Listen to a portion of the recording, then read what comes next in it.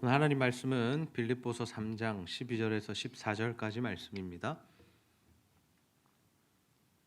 신약 성경 빌립보서 3장 12절에서 14절까지 말씀 우리 한 절씩 교독하여 읽겠습니다. 내가 이미 얻었다 함도 아니요 온전히 이루었다 함도 아니라 오직 내가 그리스도 예수께 잡힌 바 된 그것을 잡으려고 달려가노라. 형제들아, 나는 아직 내가 잡은 줄로 여기지 아니하고 오직 한 일, 즉 뒤에 있는 것은 잊어버리고 앞에 있는 것을 잡으려고. 함께 읽습니다. 표대를 향하여 그리스도 예수 안에서 하나님이 위에서 부르신 부름의 상을 위하여 달려가노라. 아멘. 오늘도 복된 주일 주님 앞에 나와 예배하는 우리 형제 자매 지체들을 환영하고 축복합니다. 우리 옆사람과 이렇게 한번 인사합시다. 하나님의 말씀 붙들고 살아갑시다. 하나님의 말씀 붙들고 살아갑시다. 우리는 지난주까지 십계명의 말씀을 함께 살펴보았습니다. 십계명의 내용이 무엇이었습니까? 1계명에서 제4계명까지는 하나님을 사랑하라. 우리가 어떻게 하면 하나님 사랑할 수 있는 것인가, 어떻게 사랑해야 하는가를 4계명을 통해서 알려주셨고, 그리고 5계명에서 10계명까지 말씀은 이웃을 사랑하라라는 말씀입니다. 우리가 이웃을 어떻게 사랑하고 존귀하게 대해야 할지를 우리에게 교훈하시고 말씀해 주셨죠. 하나님께서 출애굽한 이스라엘 백성들에게 이 말씀을 주시면서 하나님의 백성들이 이 땅에서 어떠한 삶을 살아가야 하는지를 알려주셨습니다. 그리고 그들에게 이 말씀대로 잘 살아갈 때 복을 베풀겠다고, 1000대까지 은혜를 베푸시겠다라고 약속하셨습니다. 그런데 이스라엘 백성들의 역사 가운데 과연 이 말씀대로 완전히 완벽하게 순종한 사람이 있을까요? 또 오는 한두 사람들이 있지만 그들도 사실은 완벽하게 이 말씀에 순종하지는 못했습니다. 그들도 죄를 범했고 또 그들도 하나님 앞에서 실수를 했다라는 거죠. 이것이 바로 우리 인간의 한계입니다. 사람의 한계입니다. 사람은 하나님의 말씀에 전적으로 순종할 수 없습니다. 왜냐하면 아담의 원죄를 가지고 태어나기 때문입니다. 그래서 의인은 없나니 하나도 없다라고 말씀했고, 하나님을 찾는 이도 없고 하나님을 기쁘시게 하는 자는 없다라고 말씀하고 있습니다. 그렇다면 그러한 연약함을 아시는 하나님께서 우리 사람들이 하나님의 말씀에 전적으로 순종하지 못하는 것을 아시면서도 왜 하나님은 우리에게 이 십계명의 말씀을 주셨을까요? 더 나아가서 지금 시대 우리들에게는 왜 이 66권 신구약 성경의 말씀을 주시고 이 말씀대로 살아가라고 말씀하실까요? 하나님께서 우리에게 말씀을 주신 이유 첫 번째는 무엇이냐? 하나님의 말씀은 우리 삶의 기준이 된다라는 겁니다. 우리 한번 따라해 보겠습니다. 하나님의 말씀은 우리 삶의 기준입니다. 우리 삶의 기준입니다.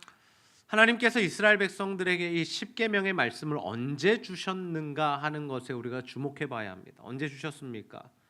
그들이 애굽 땅에 있을 때 주시지 않았습니다. 모세를 보내시면서 야 모세야 가서 그들에게 십계명 말씀 주고 이 말씀 지키는 자들 내가 구원해 주고 출애굽 시켜 주고 그렇지 않은 자들은 애굽에서 다 죽는다고 이야기해라라고 말씀하지 않으셨습니다. 그들이 출애굽한 이후에, 다시 말해서 그들을 구원해 내신 이후에 그들에게 이 말씀을 주셨다라는 거죠. 그러니 십계명의 말씀은 구원의 조건이 아닙니다. 십계명 말씀 지키면 구원받고 천국 가고 십계명 말씀 지키지 못하면 지옥에 간다라는 것이 아니죠. 이미 하나님의 구원을 경험한 이스라엘 백성들의 삶의 기준으로 이 말씀이 주어졌습니다. 하나님은 그들이 이스라엘 백성들이 하나님의 자녀로서 백성으로서 거룩한 자들로서 어떠한 삶을 살아가야 할지를 구체적으로 알려주시고 명시해 주신 거죠. 지금 시대를 살아가는 우리들도 마찬가지입니다. 신구약 66권의 말씀 주신 이유가 뭐냐? 우리의 삶의 기준으로 주셨다라는 거죠.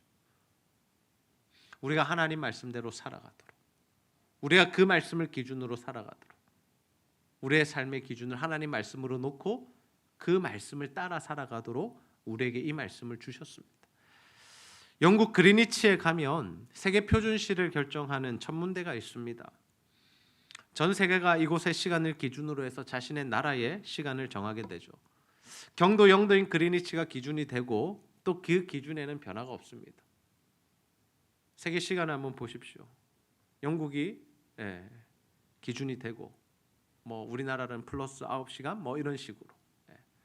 근데 사람들이 그것에 대하여 어떻게 이야기하느냐? 야 이제까지 영국이 했으니까 이제 미국이 표준 시간대 할게. 아니면 1년씩 좀 돌아가면서 하자. 이렇게 말하지 않는다라는 거죠. 기준은 변함이 없습니다. 하나님의 말씀도 마찬가지입니다. 하나님의 말씀이 기준이 된다라는 것은 시대가 변해도 상황이 변해도 문화가 변해도 달라지지 않는다라는 겁니다. 사람들은 자꾸 이러한 변화에 따라서 자신의 삶의 자세를 바꿉니다. 그래서 예전에는 모두가 죄라고 생각했는데 지금 시대는 죄가 아니다라고 말하는 것들이 참 많이 생겨났습니다. 동성애가 그렇고요, 불륜이 그렇고요, 또 욕심을 가지고 탐심을 가지는 이러한 것들이 그렇습니다. 우리가 십계명의 말씀을 살펴보았지만 우리가 무언가 행동을 하는 것만 죄가 아니라 우리의 마음까지도 우리의 생각까지도 죄라고 말씀하셨죠. 근데 이러한 것들이 어떻게 변합니까? 시대가 변하면서 문화가 변하면서 죄가 아닌 것처럼 합리화시키고 정당화시키고 그것이 아무런 문제 없는 것처럼 말한다는 거죠. 그러나 여러분, 하나님의 말씀은 우리 삶에 변하지 않는 기준이다라는 사실을 기억하며 살아가시기를 소원합니다. 하나님의 말씀을 기준으로 살아야 합니다. 우리가 하나님의 말씀을 기준으로 살아갈 때 어떠한 일들이 일어나느냐면 자신이 죄인이라는 사실이 깨달아집니다. 내가 죄인이라는 사실. 죄가 뭐냐? 하나님의 말씀에서 벗어난 게 죄입니다. 그럼 하나님 기뻐하시지 않는 말을 하고 행동을 하고 생각을 하는 이 모든 것들이 죄인데 언제 이것이 깨달아지냐면 하나님의 말씀을 들을 때, 하나님의 말씀을 읽을 때, 묵상할 때, 그 말씀 공부할 때 우리가 이러한 것들이 깨달아진다라는 거죠. 하나님 말씀 앞에 우리의 삶을 비추어 보면 이 부분이 잘못됐구나. 하나님 이렇게 살라고 했는데 나는 정반대로 살고 있구나. 하나님 이것까지도 죄라고 말씀하시네. 이러한 부분들이 막 드러난다라는 거죠. 하나님의 말씀이 주는 역할이 바로 이것입니다. 우리의 죄를 드러내는 것. 우리가 기준에서 벗어나 있다라는 것을 알려주는 역할을 하죠. 우리가 하나님의 말씀 앞에서 자신의 죄를 깨닫게 될 때 해야 할 일은 뭐냐? 반드시 회개하고 돌이켜야 합니다. 그냥 넘어가서는 안 됩니다. 숨겨서는 안 됩니다. 우리는 자신의 죄를 인정할 수 있어야 합니다. 요한일서 1장 8절 말씀 함께 한번 읽겠습니다. 시작.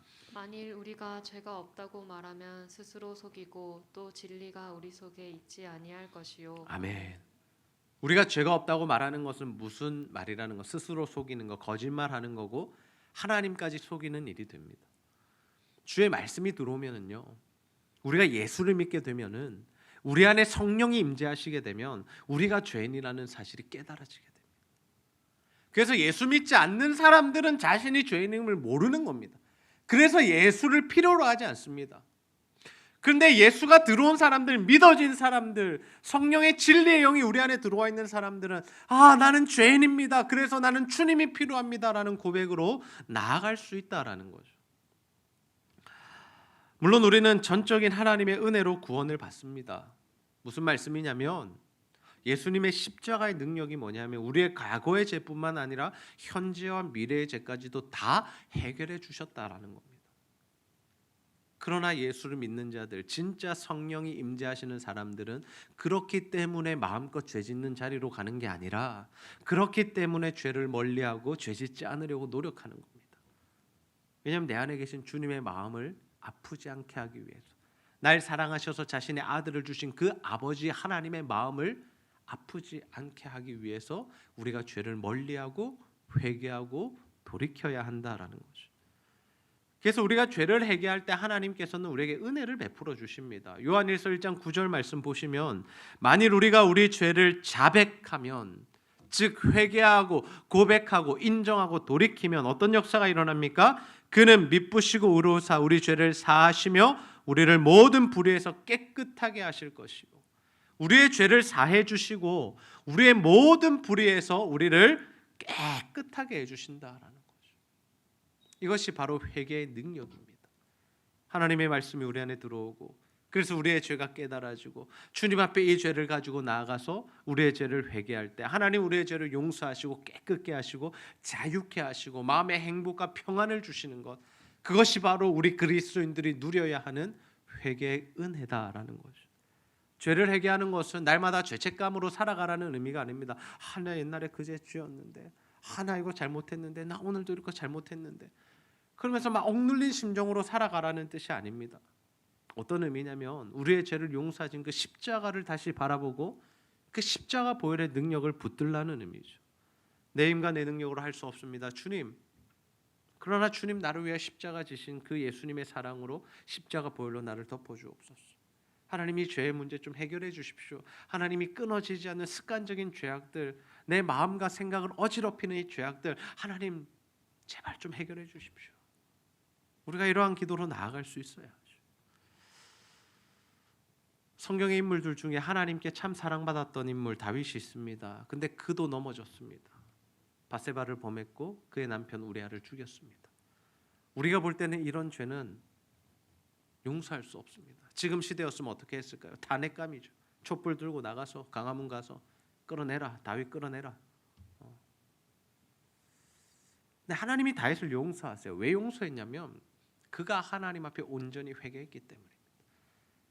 물론 그에 대한 대가는 있었습니다. 거기서 태어난 아들이 죽었고요.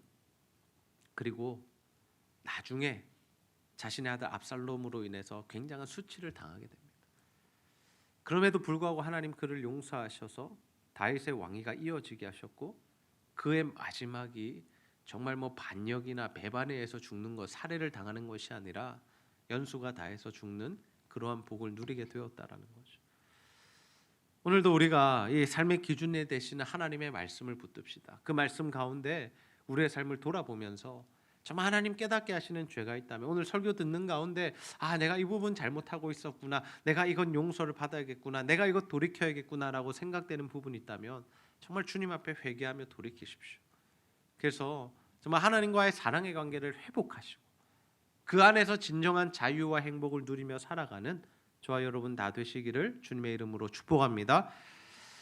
하나님 말씀 우리의 삶의 기준이 될 뿐만 아니라 하나님의 말씀은 우리 삶의 방향이 됩니다. 우리 한번 따라해 봅시다. 하나님의 말씀은 우리 삶의 방향입니다. 우리 삶의 방향입니다.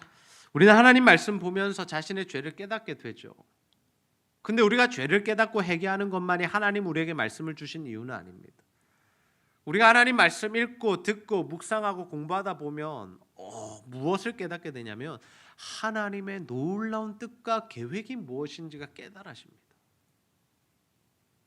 하나님은 누구시며 인간은 무엇이며 왜 우리를 나게 하시고 창조하시고 이 땅에 보내시고 예수 믿게 하시고 교회를 이루게 하시고 이곳에서 신앙생활하게 하셨는지 그 이유들이 분명히 밝혀진다는 거예요. 그래서 우리는 하나님의 말씀을 보면서 그 말씀이 지시하는 곳으로, 그 말씀이 인도하시는 곳으로 향하여 나아갈 수 있어야 합니다. 그것이 바로 우리의 방향이 된다라는 의미입니다. 그래서 우리의 삶에 뭐가 이루어져야 하냐면 하나님의 뜻과 계획들이 이루어져야 합니다. 예수를 만난 사람들은 모두 변화의 삶을 살게 되는데 그 이유가 뭐냐면 주님을 만나고 보니까 내 생각이나 계획이나 내 모든 꿈과 비전들이 잘못되어 있음을 깨닫고 그것을 수정하는 겁니다. 생각과 가치관과 모든 인생의 방향을 수정하는 거죠. 주님이 뭘 기뻐하실까? 하나님 내게 주신 말씀은 무엇인가? 내가 어떻게 살아가기를 원하시는가? 이것을 점검하고 다시 바꾸는 작업입니다. 삭개오가 예수님 만나죠. 그는 이때까지 어떤 삶을 살아왔습니까? 세리장으로서 이 세상에서 출세하고 돈 많이 가지는 것이 최고의 인생이라고 생각하며 살아왔습니다. 근데 예수님 만나고 어떻게 합니까? 주님, 제가 이때까지 남의 것 속였거나 빼앗거나 도둑질했으면 4배로 갚겠고 내 재산 모아놓은 것 중에 절반을 팔아서 가난한 자들에게 주겠습니다. 왜 이런 말을 하죠? 왜 삭개오는 이런 고백을 했을까요? 가치관이 변했기 때문입니다. 주님을 만나고 나니까 내가 이때까지 중요하다고 생각해왔던 것, 내 인생의 꿈과 비전으로 삼았던 것들이 모두 다 잘못되었구나라는 것을 깨닫고 정말 하나님 나라, 영원한 생명, 이것이 가장 귀한 것을 깨달으니까 자신의 삶을 정리하고 있는 겁니다. 돈이 필요 없다라는 것이 아니라 자신이 잘못 살아온 것에 대한 회개, 잘못 모아온 돈에 대한 정리를 지금 하고 있다라는 거죠. 예수님 만나고 변하지 않는 사람은 없습니다. 우리가 지금 예수님 만났잖아요. 우리가 예수님 믿고 살아가고 있잖아요. 근데 예전의 삶과 지금의 삶이 전혀 다르지 않다고요? 그럴 수 없다는 거죠. 생각이 변해야 됩니다. 가치관이 변해야 하고요. 삶의 목적과 이유가 달라져야 합니다. 주님의 복음에 이끌림을 받는 사람들은 모든 것들이 달라지고 변화가 된다라는 거죠. 베드로가 예수님을 만납니다. 그리고 정말 중요한 고백을 하게 되죠. 누가복음 5장 8절 말씀 함께 읽습니다. 시작. 시몬 베드로가 이를 보고 예수의 무릎 아래에 엎드려 이르되 주여 나를 떠나소서 나는 죄인이로소이다 하니. 아멘. 이 말씀이 왜 나왔습니까? 베드로가 밤새도록 그물질했는데 고기가 안 잡힌 겁니다. 근데 예수님이 오세요. 그리고 야 깊은 데 가서 그물 한번 내려봐. 베드로가 내가 어부인데 내가 고기 이 시간에 안 잡히는 거 아는데, 근데 그 말씀 순종해서 나가서 그물 내렸는데 어떤 일이 벌어지냐면 그물이 찢어질 정도로 고기가 많이 잡혔다라고 합니다. 그래서 배를 불러서 친구 배를 불러서 그 고기를 담아왔다라. 그 사건을 경험한 베드로가 알아차린 겁니다. 이 사람 보통 사람 아니다. 신적인 존재다. 그래서 주님의 무릎 앞에 엎드렸다라고 하죠. 꿇어 엎드린 겁니다. 그리고 그의 고백이 무엇입니까? 나는 죄인으로소이다. 나를 떠나소서. 나는 죄인으로소이다. 나를 떠나소서. 근데 주님이 베드로 떠나시지 않습니다. 나무라지 않습니다. 뭐라고 말씀하시냐면 제자로 콜링하십니다. 너 이제 사람 낚는 자가 될 거야. 그 콜링을 받았을 때 베드로가 어떤 결단을 하게 되냐면 모든 것을 버려두고 예수를 쫓았다라고. 우리가 신앙생활하면서 주로 어떤 생각들 합니까? 예수를 믿으면 복 받는다. 그리고 예수 믿어서 저 잘 되자. 내가 공부해서 시험 치면 80점인데 기도하면 90점, 100점 주시겠지. 내 실력으로 갈 수 있는 대학은 여기고 내 능력으로 갈 수 있는 직장은 이 정도인데 기도하면 더 좋은 것, 더 높은 것, 더 연봉 많이 주는 곳 들어가게 하시겠지. 혹시 우리가 이러한 마음으로 신앙생활을 하고 있지는 않습니까?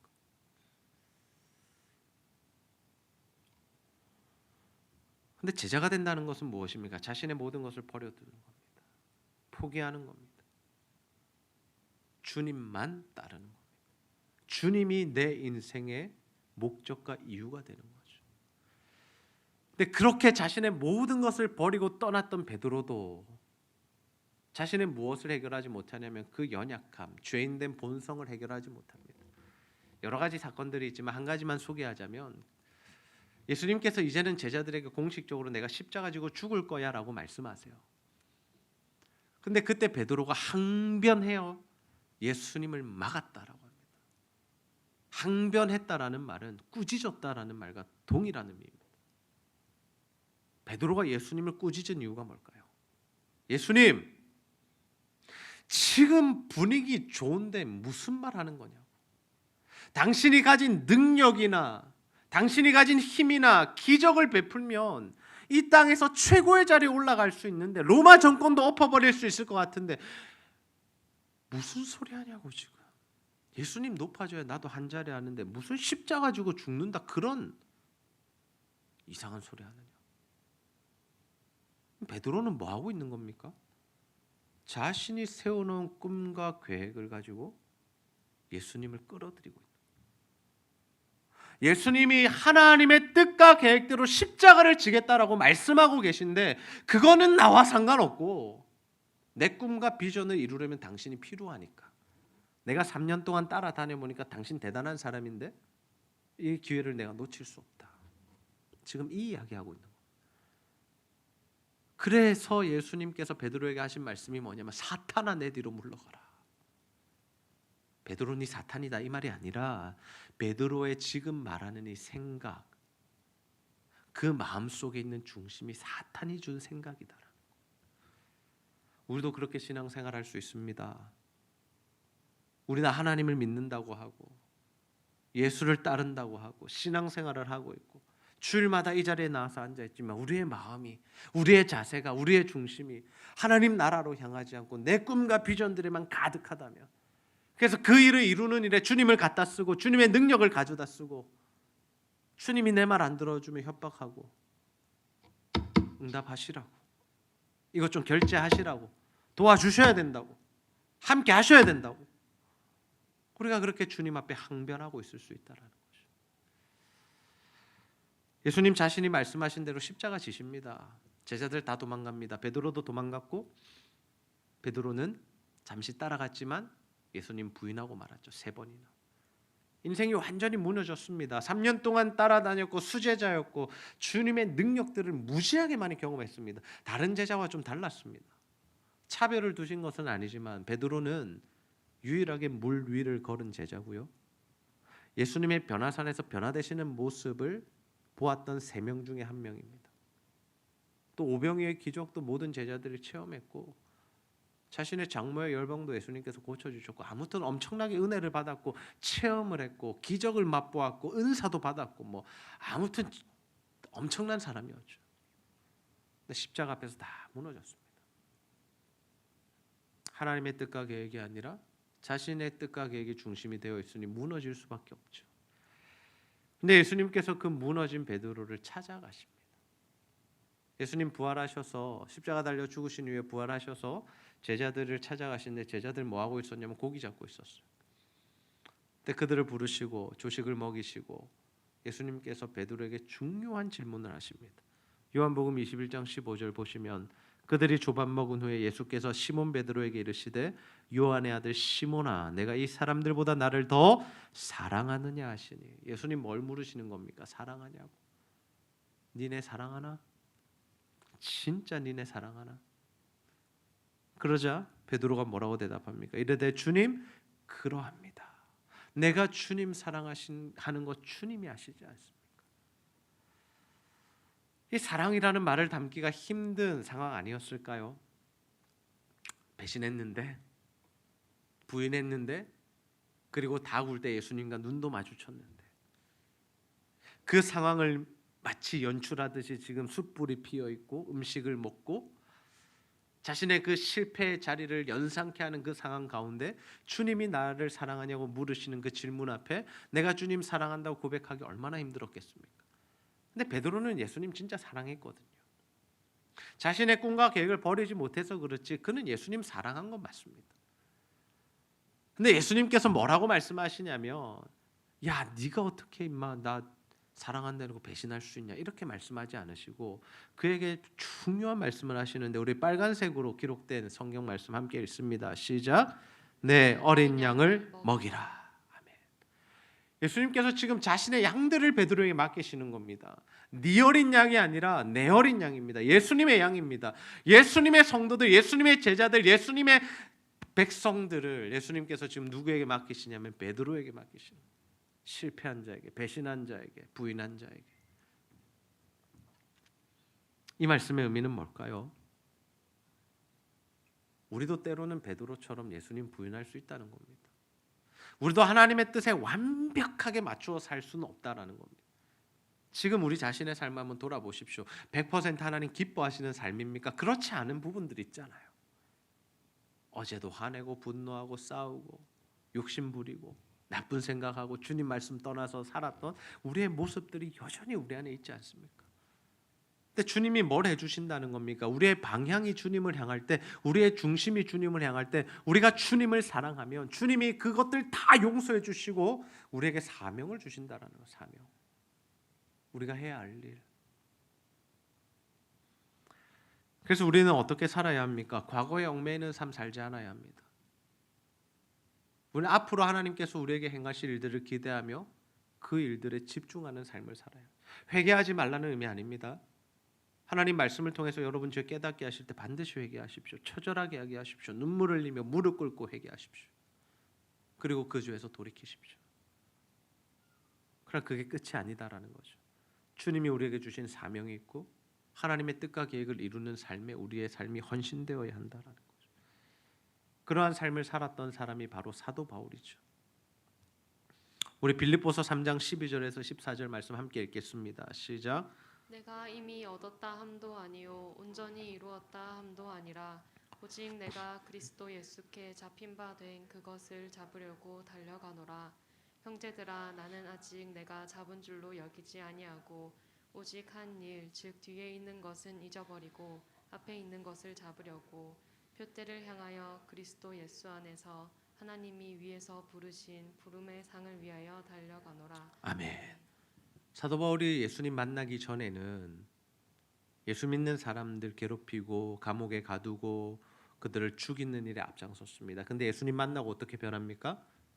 그의 삶과 가치관이 완전히 변하죠. 주님의 복음을 전하고 그것 때문에 자신이 고난받고 자신이 감옥에 갇히고 자신이 죽임을 당하는 그 삶을 살았다라는 거죠. 정말 예수님의 그 십자가를 지고 주님을 쫓는 삶을 살았다라는 거죠.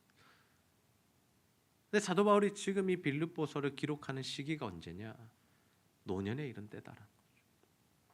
사역이 막 시작될 때가 아니었습니다.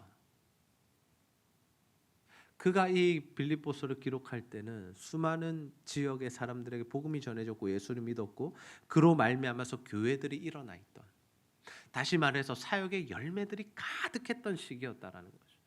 근데 지금 사도 바울의 고백이 뭐냐? 나는 얻은 것이 없다. 내가 이때까지 해왔던 것들, 지나갔던 것들 나는 다 기억하지 않는다. 나는 뭘 향해 나아가겠다? 나는 주님이 나를 부르신 그 부르심의 상을 위해서 표대를 향하여 나아가겠다. 주님이 내게 주신 사명을 이루는 일을 위해서 나는 죽기까지 이 길을 걸어가겠다. 아니 달려가겠다라고 지금 사도 바울이 고백하고 있다. 나이가 들어서도 그의 마음속에 뭐가 있는 겁니까? 복음을 향한 열정이 있는 겁니다. 하나님이 자신에게 맡기신 그 사명을 이루기 위한 그 뜨거운 마음, 불타는 열정이 있었다라는 거죠. 우리의 신앙생활의 여정은 어디쯤 와 있을까요? 우리 중고등부 친구들, 대학 청년부 친구들 이제 막 인생을 시작하고 그죠? 이제 조금 뭔가를 밟아가는 시기고 아직 열매가 나타난다라기보다는 준비되어 가고 있는 시기인 것 같아요. 우리 집사님들은 조금 어느 정도 열매도 보셨고 앞으로 더 많은 열매를 남겨야 하는 그런 시기쯤에 있으실 겁니다. 근데 중요한 것은 뭐냐면 우리의 방향 자체가 하나님 나라를 향해야 하고 주의 말씀을 이루는 일로 가야 한다는 복음으로 가정과 다음 세대를 살리고 고치고 세우는 그 사명을 이루는 일에 우리가 일평생 헌신하는 삶을 살아야 한다라는 겁니다. 저는 우리 모두가 정말 하나님께서 허락하신 그 남은 인생을 표대를 향하여 달려가는 자들이 다 되기를 소원합니다. 하나님 우리에게 주신 사명 붙드십시오. 특별히 이번 추석에 여러분의 가족들 가운데 예수 믿지 않는 자들이 있다면 복음을 전하십시오. 그것 때문에 가족 관계가 좀 힘들어질 수도 있고 고난과 핍박과 조롱을 당할 수도 있지만 그것을 두려워하지 마시고 주의 말씀을 전하시고 복음을 전하시고 복음을 제시하십시오. 사도 바울의 심정으로 내가 표대를 향하여 달려간다.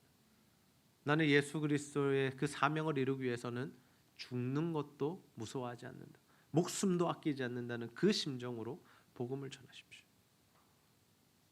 그리고 우리 부모 세대는 자녀들에게 하나님의 말씀대로 살아가는 것을 교훈하고 가르치십시오.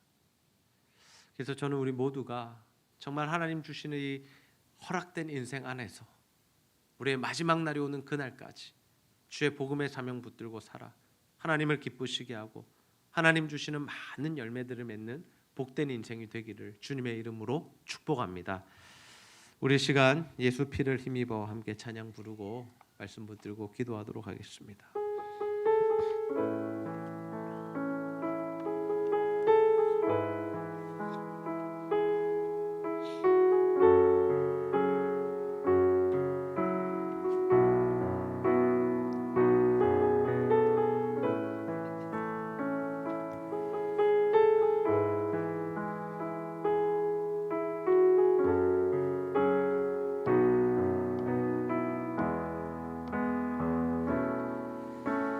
주의 보좌로 나아갈 때에 어떻게 나가야 할까?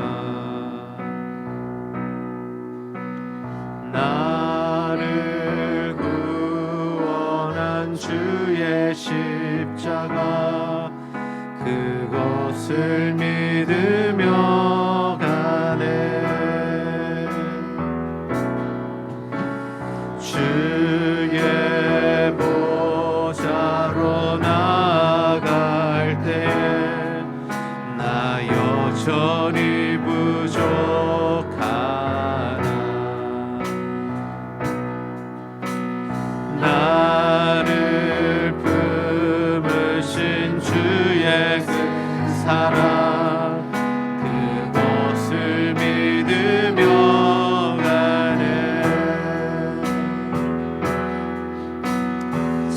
자격 없는 내 힘이 아닌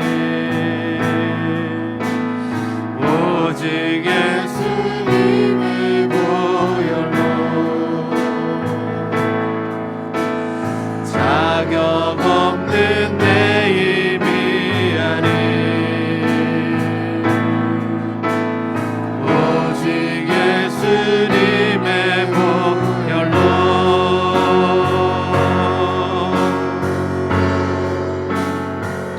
십자가의 보혈 완전하신 사랑 힘입어 나갑니다.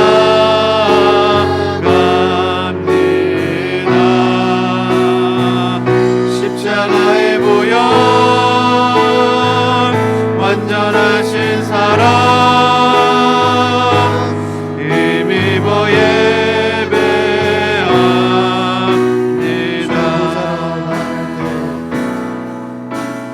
주의 보좌로 나갈 때에 어떻게 나가야 할까? 나를 구원한 주의 십자가 그것을 믿으며 가네. 주의 보좌로 나갈 때에 나 여전히 부족하나 나를 품으신 주의 그 사랑 그것을 믿으며 가네. 자격 없는 내 힘이 아닌 오직 예수님의 보혈로 자격 없는 내 힘이 아닌 오직 예수님의 보혈로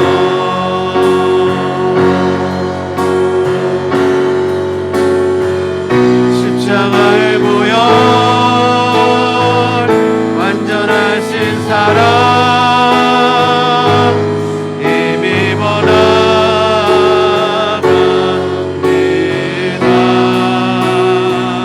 십자가의 보혈 완전하신 사랑 힘입어 예배합니다.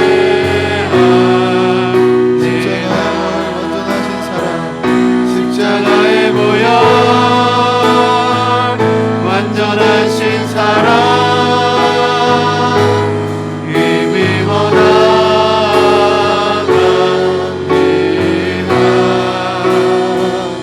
십자가의 보혈 완전하신 사랑 힘입어 예배합니다.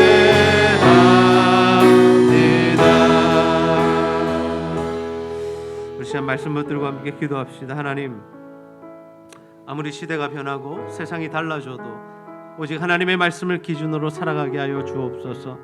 하나님 말씀에서 벗어난 우리의 생각이나 말이나 행동이 그 죄가 무엇인지를 깨닫게 하여 주시고 그 죄를 철저하게 하며 돌이켜 주님 주시는 용서와 은혜를 회복하게 하여 주옵소서.